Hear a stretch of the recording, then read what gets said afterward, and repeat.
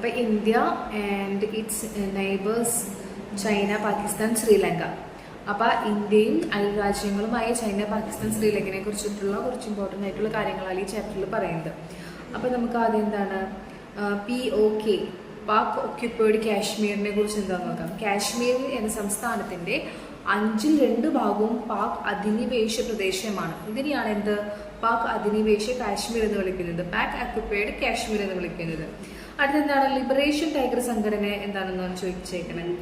Liberation tiger Eelam എന്ന പേരിൽ പരമോന്നത തമിഴ് രാഷ്ട്രം ഉണ്ടാക്കുക എന്നതാണ് എന്ത് ലിബറേഷൻ ടൈഗർ എന്ന സംഘടനയുടെ ലക്ഷ്യം.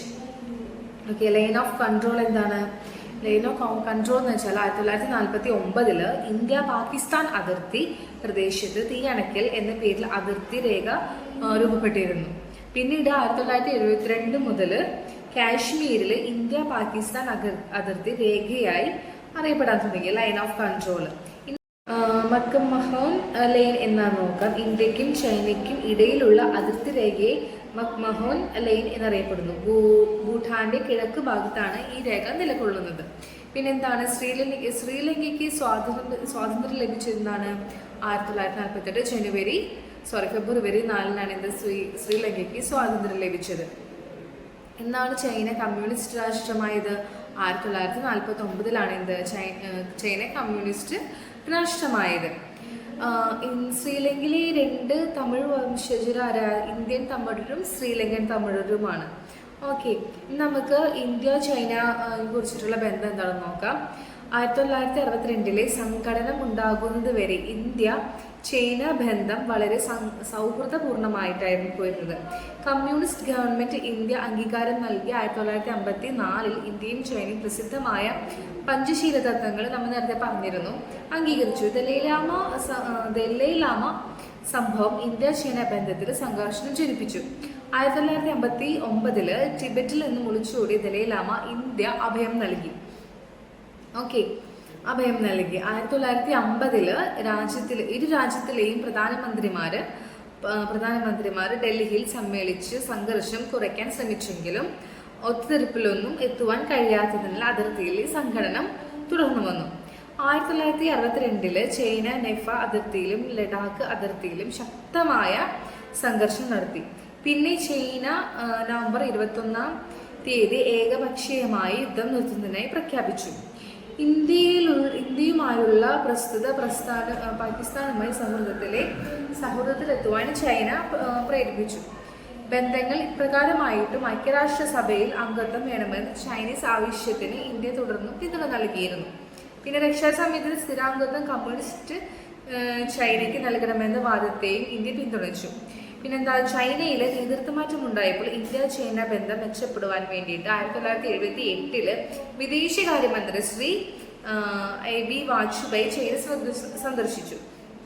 1988 പ്രധാനമന്ത്രി രാജീവ് ഗാന്ധി ഇന്ത്യ സന്ദർശിച്ചു. 1991 ചൈനീസ് പ്രധാനമന്ത്രി സന്ദർശനം നടത്തി.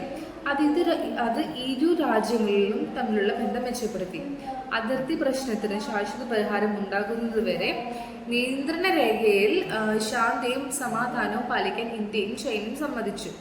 ചൈനയുടെ പാകിസ്ഥാൻ അനുകൂല സമീപനവും ഇന്ത്യ ന്യൂക്ലിയർ ശക്തിയാകുന്നതിനോട് അവർ കാണിക്കുന്ന എതിർപ്പും ഇരു രാജ്യങ്ങളും തമ്മിൽ സംഘർഷം സൃഷ്ടിക്കുന്ന പ്രശ്നങ്ങളാണ്. അപ്പോൾ നമുക്കിനി അടുത്തത് ഇന്ത്യ പാകിസ്ഥാനെ കുറിച്ചുള്ള ഒരു ബന്ധത്തെ കുറിച്ച് നോക്കാം. ഓക്കെ, അപ്പോൾ വിഭജനം തൊട്ട് ഇന്ത്യ പാകിസ്ഥാൻ ബന്ധം സൗഹൃദപൂർണമായിരുന്നില്ല. പാകിസ്ഥാന് സിയാറ അറോറയുമായുള്ള സൈനിക സഖ്യവും ചൈന ബന്ധവും കാശ്മീർ പ്രശ്നവും സൈനിക സഖ്യവും പാക് ചൈന ബന്ധവും കാശ്മീർ പ്രശ്നവും ഇരു രാജ്യങ്ങളുമായുള്ള ബന്ധം പൂർണ്ണമാക്കി തീർത്തു. 1965 1971 ഇന്ത്യ പാക് സംഘടനകളിൽ പാകിസ്ഥാൻ അമേരിക്കൻ ആയുധങ്ങൾ ഉപയോഗിച്ചിരുന്നു. പിന്നെന്താണ്, ഇന്ത്യ ചൈന ബന്ധം വഷളായപ്പോൾ എന്താണ് പാകിസ്ഥാൻ ചൈനയുമായി കരാറിൽ ഏർപ്പെട്ടു. പാക് അധീന കാശ്മീരിൻ്റെ ഒരു വലിയ ഭാഗം പാകിസ്ഥാൻ ചൈനയ്ക്ക് അടിയറവ് വെച്ചു. പകരം വമ്പിച്ച സാമ്പത്തിക സഹായവും സാങ്കേതിക പിന്തുണയും ആയുധങ്ങളും ചൈന പാകിസ്ഥാൻ കൊടുത്തു. 1965, 1971 വർഷങ്ങളിലെ ഇന്ത്യ പാക് സംഘർഷങ്ങളിൽ ഇന്ത്യക്കെതിരെ ചൈന പാകിസ്ഥാനെ പിന്തുണച്ചു. ഓക്കെ, ഇനി നമുക്ക് ഇന്ത്യയും ശ്രീലങ്കയും തമ്മിലുള്ള ഒരു ബന്ധത്തെക്കുറിച്ച് നമുക്ക് കുറച്ച് നോക്കാം. ശ്രീലങ്കൻ റിപ്പബ്ലിക് നിലവിൽ വന്ന കാലത്ത് തന്നെ ഇന്ത്യ ശ്രീലങ്ക ബന്ധം ആരംഭിച്ചിട്ടുണ്ട്. അപ്പോൾ ശ്രീലങ്കയിലെ ജനതയുടെ 2 ഭാഗങ്ങളിലായി സിംഹളരും തമിഴരും ഇന്ത്യൻ വംശജരാണ്. അപ്പോൾ തന്ത്രപൂർവ്വം മൂലാധിഷ്ഠിതവുമായിരുന്നു ഇന്ത്യയും ശ്രീലങ്കയും തമ്മിലുള്ള ബന്ധം. അപ്പോൾ ശ്രീലങ്ക ബ്രിട്ടനുമായി ഒരു രാജ്യരക്ഷാ കരാറിൽ ഒപ്പുവെച്ചെങ്കിലും ഇന്ത്യയുമായിട്ടുള്ള ബന്ധം സമാധാനപൂർണ്ണമായി തീർന്നു.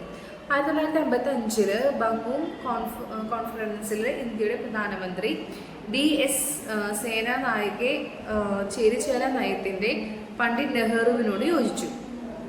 തമിഴ് ജനതയുടെ രാഷ്ട്രീയ പദവിയെക്കുറിച്ച് മാത്രമാണ് ഇന്ത്യയും ശ്രീലങ്കയും തമ്മിൽ ഉണ്ടായിട്ടുള്ള ഏക അഭിപ്രായ വ്യത്യാസം. അപ്പോൾ ഏക ദേശഭാഷയെ സിംഹളം അംഗീകരിക്കപ്പെട്ടതും